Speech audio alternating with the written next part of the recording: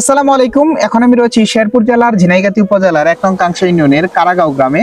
তো কারাগাঁও গ্রামের বর্তমান অবস্থা সম্পর্কে আজ আমি আপনাদের জানাচ্ছি, এবং কি আমার পাশেই দেখতে পাচ্ছেন ধান ক্ষেত।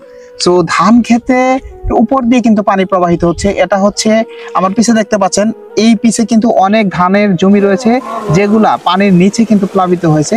আর এটা হচ্ছে এই জায়গার সবচেয়ে উঁচু একটি জায়গা, যেখানে যেখানে ধানগুলো আপনারা দেখতে পাচ্ছেন একটু একটু করে কিন্তু বেরিয়ে আছে। সো এর আগের ভিডিওতে বলেছিলাম যে আমাদের শেরপুর জেলার ঝিনাইগাতি উপজেলার বিভিন্ন জায়গায় আপনার রোদ না থাকার কারণে ধান কিন্তু কৃষকরা কাটতে পারতেছে না, আর না কাটলেও কিন্তু পাহাড়ি যে ঢল, সেই ঢলে নষ্ট হয়ে যাওয়ার সম্ভাবনা কিন্তু রয়েছে।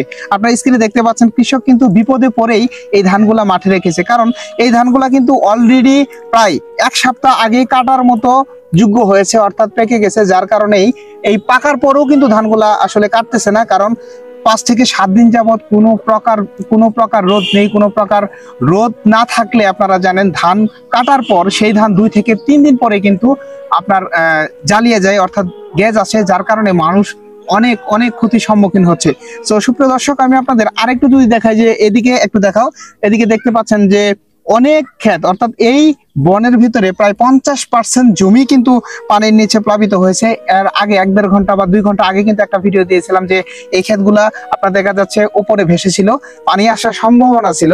এখন ১ থেকে ১.৫ ঘন্টা পরেই কিন্তু পানি এসে দেখতে পাচ্ছেন প্লাবিত হয়ে গেছে, এবং কৃষকের অনেক ক্ষতি হওয়ার কিন্তু সম্ভাবনা রয়েছে। তবে এই এলাকার প্রত্যেকটা জায়গায় কিন্তু এমন হচ্ছে না, কিছু কিছু জায়গায় ধানগুলা তলিয়ে যে ক্ষতি হওয়ার সম্মুখীন হচ্ছে কৃষকরা, এবং কি ক্ষতি হচ্ছে কৃষকদের।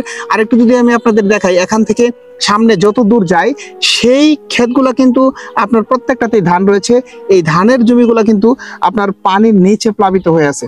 তো কৃষকদের এমন ক্ষতি অবশ্যই আমাদের জন্য দুঃখজনক। সকলে আমাদের শেরপুর জেলার ঝিনাইগাতি উপজেলা, শ্রীপুরদি, নালিতাবাড়ি প্রত্যেকটা উপজেলার জন্য দোয়া করবেন, বিশেষ করে শেরপুর জেলার প্রত্যেকটা মানুষের জন্য দোয়া করবেন।